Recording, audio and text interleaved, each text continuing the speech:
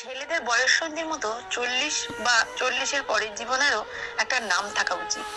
বুড়োও না, আবার ছোড়াও না, অদ্ভুত একটা বয়স। বেশিরভাগ ক্ষেত্রেই এরা সংসারী, আর 10 বছর ধরে কিংবা তারও বেশি। এক বা দুই সন্তানের পিতা হলেও মনের ভেতরকার কিশোরটা কোথাও যেন রয়ে যায়।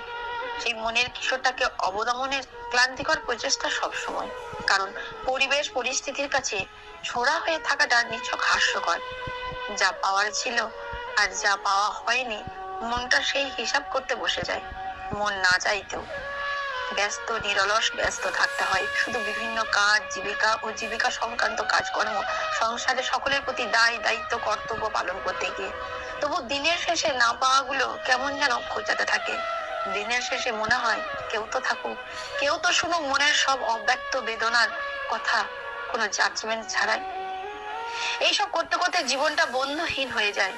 সবাই যার যার জীবনে ব্যস্ত। 40-এর দোরগোড়ায় বা 40 পেরোনো প্রায় সকলে একটা কঠিন রোগে ভোগে, নস্টালজিয়া। কারণে অকারণে শুধু পুরোনো কথা মনে পড়ে, পুরোনো ক্ষতগুলো দগদগে হয়ে ওঠে। আবার মনে পড়ে ফেলে আসা শৈশব, তারুণ্যের চঞ্চল মন, স্কুল কলেজ ইউনিভার্সিটি স্বর্ণালী দিনগুলো, তার সঙ্গে প্রথম দেখার ক্ষণটি।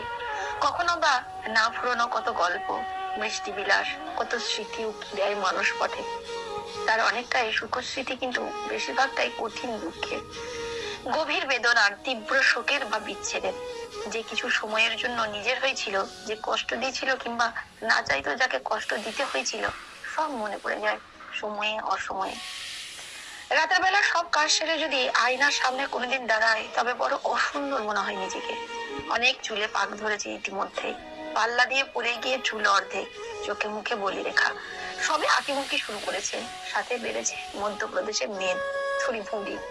এক সময়ে মেয়েহীন শরীরটা স্বপ্নের মতো লাগে। এই সব মিলিয়ে ভীষণ অনাকর্ষণীয় লাগে নিজেকে। তবু নিজেকে সাজিয়ে গুজিয়ে অন্যের কাছে মেলে ধরার পর একটা তাগিদ অনুভব আর করি না আজকাল।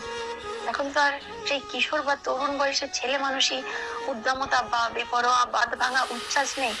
তা অভিজ্ঞতার রঙে রঞ্জিত হয়ে এখন অনেক পরিণত, সংযত ও মার্জিত হয়ে গেছে। এখন মন বড়ই শান্ত, স্থিতধীর। জীবনের অর্ধেকটা পার করে এসে 40-এর কোঠার ছেলেদের দূরে নিবার প্রেমের ইচ্ছা জাগে।